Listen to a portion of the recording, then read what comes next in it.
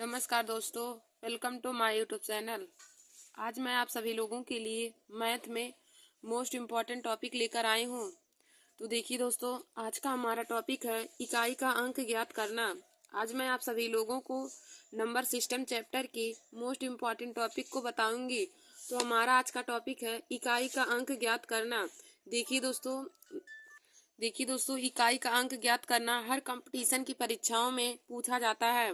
हमें 2-3 क्वेश्चन इकाई के अंक से संबंधित पूछे जाते हैं। तो देखिए दोस्तों, जैसे आप सभी लोगों का RRB, NTPC, group D, UPP और सभी कंपटीशन का पेपर होने वाला है, तो इसमें इकाई के अंक से संबंधित मोस्ट इम्पॉर्टेंट क्वेश्चन पूछे जाएंगे। तो दोस्तों, आज मैं आप सभी लोगों को तो इकाई का अंक ज्ञात करना बताऊंगी कि किसी भी संख्या का इकाई का अंक हम कैसे ज्ञात कर सकते हैं। तो देखिए दोस्तों, इकाई का अंक ज्ञात करने से पहले हम आप लोगों को 2-3 नियम बता देते हैं। आप लोग उसे अपनी कॉपी में नोट कर लीजिएगा। फिर उसके बाद मैं आप लोग को क्वेश्चन लेकर भी सॉल्व कराऊंगी। तो देखिए दोस्तों, आप हेडिंग डाल लीजिए इकाई का अंक ज्ञात करना। तो उसमें नंबर 1 लिखेंगे। नियम नंबर 1 हमारा क्या होता है कि यदि किसी संख्या का इकाई का अंक यदि किसी संख्या के इकाई का अंक 0, 1, 5, 6 हो तो यदि किसी संख्या की इकाई का अंक 0, 1, 5, 6 हो तो उसकी इकाई का अंक तो उस संख्या का इकाई का अंक 0, 1, 5, 6 ही होगा। देखिए दोस्तों, हमारा नियम एक क्या कहता है कि यदि किसी संख्या का इकाई अंक 0, 1, 5 और 6 हो तो उसके इकाई का अंक 0, 1, 5, 6 ही होगा। देखिए दोस्तों, जैसे हमारे कहने का मतलब है, जैसे हमने यहाँ पे कोई संख्या लिया है, जैसे हमने 435 संख्या यहाँ पे लिया है और इसकी घात हमने 3 लिया है। 435 की घात 3 है। इसी में हमें इकाई का अंक ज्ञात करना है। तो हमें इकाई का अंक क्या होगा? देखिए दोस्तों, हमने क्वेश्चन लिया है कि 435 की घात 3, इसी में हमें इकाई का अंक ज्ञात करना है। तो हम कैसे ज्ञात करेंगे? तो हमने आप लोगों को बताया कि नियम नंबर 1 में यदि किसी संख्या की इकाई का अंक 0 है, 1 है, 5 है और 6 है तो उसकी इकाई का अंक 0, 1, 5 और 6 ही होगा। तो यहाँ पे देखिए दोस्तों, 435 में हमारा इकाई अंक 5 है। तो हमने बताया जब इकाई अंक 5 रहेगा तो उसका इकाई का अंक हमारा 5 ही हो जाएगा। तो इसका आंसर हो जाएगा, इकाई का अंक हमारा 5 आएगा। यही इस क्वेश्चन का राइट आंसर हो जाएगा। तो देखिए दोस्तों, हमें यही नियम हमारा पहला कहता है कि यदि इकाई का अंक 0 है, 1 है, 5 है और 6 है तो उसकी इकाई का अंक 0, 1, 5 और 6 ही होगा। और देखिए दोस्तों, जैसे हमने यहाँ पे 100 का वर्ग लिया है, जैसे यहाँ पे हमने 100 का वर्ग लिया है तो यहाँ पे इकाई का अंक हमारा 0 है, तब भी इसका इकाई का अंक हमारा 0 आ जाएगा। जैसे हमने यहाँ पे 456 का 4 घात लिया, जैसे 4 से 56 की घात 4 हमने लिया है। तो हमने आप लोग को बताया जब इकाई का अंक 0, 1, 5 और 6 रहेगा तो हमारा इकाई का अंक वही आ जाएगा, यानी कि 0, 1, 5 और 6 ही आ जाएगा। तो यहाँ पे हमारा इकाई का अंक 6 है तो इसके इकाई का अंक का मान 6 आ जाएगा। यही इस क्वेश्चन का राइट आंसर। दोस्तों देखिए, जब भी कितनी भी बड़ी संख्या दी हो लेकिन यदि उसकी इकाई का अंक 0, 1, 5 और 6 हो तो उस संख्या का मान हमारा वही आ जाएगा, यानी कि 0, 1, 5 और 6 ही आ जाएगा। यदि 0 रहेगा इकाई का अंक तो आंसर उसका 0 आएगा। यदि इकाई का अंक 6 रहेगा तो आंसर 6 आएगा। और इकाई का अंक 5 रहेगा तो 5 आ जाएगा।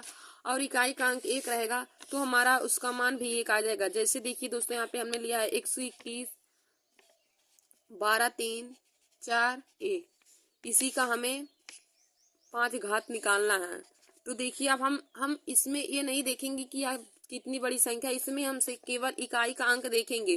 तो देखिए दोस्तों, इसमें हमारा इकाई का अंक 1 है। तो हमने आप लोग को बताया जब इकाई का अंक 1 हो, 0 हो, 5 हो और 6 हो तो उसका इकाई अंक वही हो जाएगा। यहाँ पे इकाई का अंक हमारा 1 है तो इसका इकाई का अंक 1 हो जाएगा। यही इस क्वेश्चन का राइट आंसर हो जाएगा। तो दोस्तों, आशा करती हूँ कि आप लोगों को इकाई का अंक ज्ञात करने वाला पहला नियम समझ में आया होगा। तो हमने पहला नियम क्या बताया कि यदि इकाई का अंक 0, 1, 5 और 6 होगा तो उसकी इकाई का अंक 0, 1, 5 और 6 ही होगा। और हमने इससे संबंधित उदाहरण भी आप लोगों को लेकर समझा दिया है। अब दोस्तों, हम नियम नंबर 2 देखेंगे। तो देखिए दोस्तों, हमारा नियम नंबर 2 क्या कहता है कि यदि इकाई का अंक 4 है, यदि किसी संख्या की इकाई का अंक 4 है तो 4 की घात n यदि विषम संख्या हो तो तो इकाई का अंक 4 ही होगा। और यदि घात सम संख्या हो तो इकाई का अंक 6 होगा।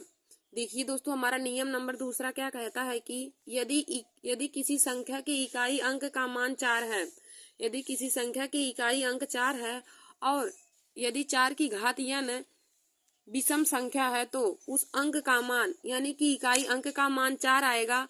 और यदि घात सम है तो इकाई का अंक 6 होगा। देखिए दोस्तों, हमारा दूसरा नियम क्या कहता है। जैसे हमारा दूसरा नियम है कि यदि 4 की घात n, जैसे हमें यही 4 की घात n है और n हमारा जहां हम लिखेंगे जहां n बराबर विषम संख्या है, जहां n बराबर विषम संख्या है, विषम संख्या है, तो देखिए दोस्तों, जहां पर n का मान हमारा विषम संख्या रहेगा तो उसमें हमें इकाई अंक का मान 4 ही आ जाएगा। तो इकाई अंक का मान 4 आएगा। देखिए दोस्तों, कितनी भी बड़ी संख्या हो और इकाई का अंक हमारा 4 हो और 4 की घात n जहां विषम संख्या हो तो इकाई का मान हमारा उस कंडीशन में हमेशा ही 4 आएगा। और लेकिन यदि 4 की घात n जहां n बराबर विषम संख्या है, हम लिखेंगे जहां n बराबर सम संख्या है। यहाँ पे जब n बराबर सम संख्या होगा तो इकाई अंक हमेशा 6 आएगा। तो इकाई अंक का मान 6 आएगा। देखिए दोस्तों, दूसरा हमारा नियम क्या कहता है। यदि किसी संख्या का इकाई अंक 4 है, यदि किसी संख्या का इकाई अंक 4 है और 4 की घात n जहां n विषम संख्या होगा, जब n विषम संख्या होगा तो इकाई अंक का मान हमेशा 4 आएगा। और देखिए दोस्तों, यदि 4 की घात n जहां n सम संख्या है तो इकाई अंक का मान 6 होगा। जैसे हम यहाँ पे उदाहरण लेके आप लोग को समझाते हैं। जैसे 124 की घाते 5 है, हमें इसी में इकाई का अंक ज्ञात करना है। तो दोस्तों, पहले हम इस संख्या में देखेंगे हमारा इकाई अंक पर कौन सी संख्या है। तो देखिए दोस्तों, यहाँ पे इकाई अंक की जगह पे हमारा 4 संख्या है, इकाई अंक का हमारा 4 है।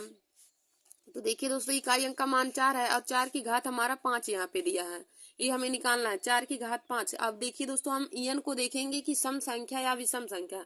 तो देखिए दोस्तों, 4 की घात जो n है यहाँ पे हमारा विषम संख्या दिया है। तो जब हमने आप लोग को बताया कि जब 4 की घात n है जहाँ पे n विषम संख्या रहेगा तो इकाई अंक का मान हमेशा 4 ही आ जाएगा। तो इसका इकाई अंक हम जब निकालेंगे तो इसका आंसर आ जाएगा 4 इस क्वेश्चन का राइट आंसर हो जाएगा। यानी कि जब हम 124 की घात 5 का मान निकालेंगे तो इसका इकाई अंक 4 आ जाएगा। और दोस्तों, हम दूसरा उदाहरण लेते हैं। जैसे यही है हमारा, अब ये हमने लिया है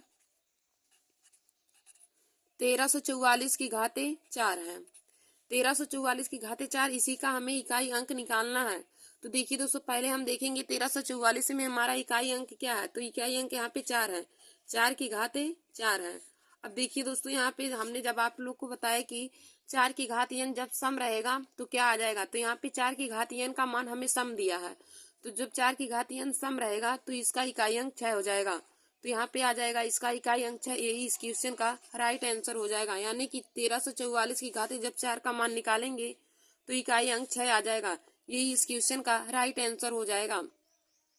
तो हमने आप लोगों को देखिए दोस्तों दूसरा भी नियम बताया। दूसरा नियम क्या बताया है कि यदि इकाई का अंक 4 है, यदि इकाई का अंक 4 है तो 4 की घात है यदि विषम संख्या होगी तो इकाई का अंक 4 होगा। और यदि 4 की घात सम संख्या होगी तो इकाई अंक का मान 6 होगा। दोस्तों, हमने आप लोग को दूसरा नियम बताया है। जब किसी भी संख्या का इकाई अंक 4 हो तो 4 की घात n यदि विषम संख्या होगा तो इकाई का अंक हमेशा 4 आएगा। यदि 4 की घात n विषम संख्या हो तो इकाई अंक का मान हमेशा 4 आएगा। और यदि 4 की घात n जहां n सम संख्या होगी तो इकाई का अंक हमेशा 6 आएगा। दोस्तों, 4 की घात में बस हम इकाई अंक देखेंगे और उसकी घात को देखेंगे। जब घात का मान सम संख्या दिया रहेगा तो हमेशा इकाई का अंक 6 आएगा। और यदि घात का मान विषम संख्या दिया रहेगा तो इकाई अंक का मान हमेशा 4 आएगा। तो दोस्तों, आशा करती हूँ कि आप लोगों को दूसरा नियम भी समझ में आया होगा। फिर आगे हम तीसरा नियम देखेंगे। इकाई अंक ज्ञात करने का तीसरा नियम क्या है। तो देखिए दोस्तों, तीसरा नियम है कि यदि किसी भी संख्या का इकाई अंक 9 है, यदि किसी संख्या का इकाई अंक 9 है तो 9 की घात n सम संख्या है। यदि किसी संख्या की इकाई का अंक 9 है और यदि 9 की घात n सम संख्या है तो इकाई अंक का मान हमेशा 1 होगा। और यदि 9 की घात n विषम संख्या होगा तो इकाई अंक का मान 9 ही होगा। देखिए दोस्तों, हमारा नियम तीसरा क्या कहता है कि यदि इकाई का अंक 9 है, यदि किसी भी संख्या का इकाई अंक 9 है तो 9 की घात n यदि सम संख्या होगा तो इकाई अंक का मान 1 होगा। और यदि 9 की घात n विषम संख्या होगा तो इकाई का अंक हमेशा 9 होगा। देखिए दोस्तों, नियम नंबर हमने तीसरा क्या बताया कि यदि किसी भी संख्या का इकाई अंक 9 होगा और 9 की घात n यदि विषम संख्या होगा। हमारा तीसरा क्या है कि यदि 9 की घात n जहां हम लिखेंगे जहां n विषम संख्या होगा, जहां n विषम संख्या होगा तो इकाई का अंक हमेशा 1 आएगा। देखिए दोस्तों, जब 9 की घात n जहां n विषम संख्या होगा तो हमेशा इकाई का अंक 9 आएगा, 1 नहीं आएगा, एक सम संख्या रहने पे आएगा। तो जहां 9 की घात n है और जहां n विषम संख्या होगा तो इकाई का अंक का मान हमेशा 9 आएगा। और यदि 9 की घात n जहां n सम संख्या होगा तो इकाई का अंक हमेशा 1 आएगा। तो इकाई अंक का मान हमेशा 1 आएगा। देखिए दोस्तों, हमने आप लोग को तीसरा नियम बताया कि यदि 9 की घात n है जहां n विषम संख्या है, यदि 9 की घात n है जहां n विषम संख्या है तो इकाई अंक का मान हमेशा 9 आएगा। और 9 की घात n है जहां n सम संख्या है तो इकाई का अंक हमेशा 1 आएगा। जब n बराबर सम संख्या होगा तो इकाई अंक का मान 1 आएगा और जब n बराबर विषम संख्या होगा तो इकाई का अंक 9 आएगा। हम यहाँ पे उदाहरण लेके आप लोग को समझाते हैं। देखिए दोस्तों, जैसे हमें यही 9 की घात 4 का मान निकालना है, 9 की घात 4 का मान हमें निकालना है तो हमने बताया यदि 9 की घात n विषम संख्या रहेगा तो मान 9 आएगा और यदि 9 की घात n सम संख्या रहेगा तो इकाई अंक का मान हमेशा 1 आएगा। तो देखिए दोस्तों, यहाँ पे 9 की घात 4 दिया है और 4 हमारा एक सम संख्या है तो इसकी इकाई का अंक का मान 1 आ जाएगा। यही इस क्वेश्चन का राइट आंसर हो जाएगा। अब देखिए दोस्तों, हमने यहाँ पे दूसरा क्वेश्चन लिया, जैसे 729 की घाते 3 का मान हमें ये निकालना है। 729 की घाते 3 का मान निकालना है तो देखिए दोस्तों, इस संख्या में दी गई संख्या में इकाई अंक का मान हमें 9 दिया है। दी गई संख्या में इकाई अंक का मान हमें 9 दिया है। अब हम 9 की घात 3 का मान निकालेंगे तो यहाँ पे 9 की घाते हमें 3 दिया है, यानी कि 9 की घाते n एक विषम संख्या है। तो जब विषम संख्या रहेगा तो इकाई अंक का मान हमेशा 9 आ जाएगा, तो इसका मान हमेशा 9 हो जाएगा। यही इस क्वेश्चन का राइट आंसर हो जाएगा। तो दोस्तों, आशा करती हूँ कि आप लोग को तीसरा नियम भी समझ में आया होगा। तो तीसरा नियम हमारा क्या था कि यदि इकाई का अंक 9 है तो 9 की घाते यदि किसी भी संख्या का इकाई अंक 9 होगा और 9 की घाते n सम संख्या होने पर इस इकाई का अंक 1 होगा और यदि 9 की घाते n विषम संख्या होगा तो इकाई का अंक हमेशा 9 आएगा। तो दोस्तों, हमने आप लोग को आज इकाई के अंक से संबंधित 3 नियम बताए हैं, जिसमें हमारा पहला नियम क्या था कि हमारा पहला नियम दिया था कि यदि किसी भी संख्या का इकाई का अंक 0, 1, 5 और 6 है, यदि किसी भी संख्या का इकाई अंक 0, 1, 5 और 6 है तो उसकी इकाई का अंक का मान हमेशा 0, 1, 5 और 6 होगा।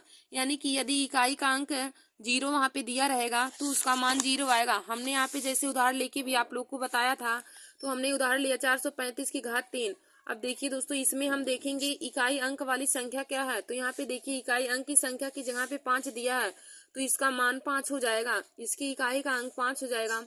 और दोस्तों 0 रहेगा तब भी उसका मान 0 आ जाएगा। और यदि इकाई अंक का मान 6 रहेगा तो उसके इकाई का अंक का मान 6 हो जाएगा। और इकाई अंक का मान 1 रहेगा तो उसकी इकाई का अंक का मान जब हम सॉल्व करेंगे तो 1 ही आ जाएगा। तो इसमें इकाई अंक का मान 1 आ जाएगा।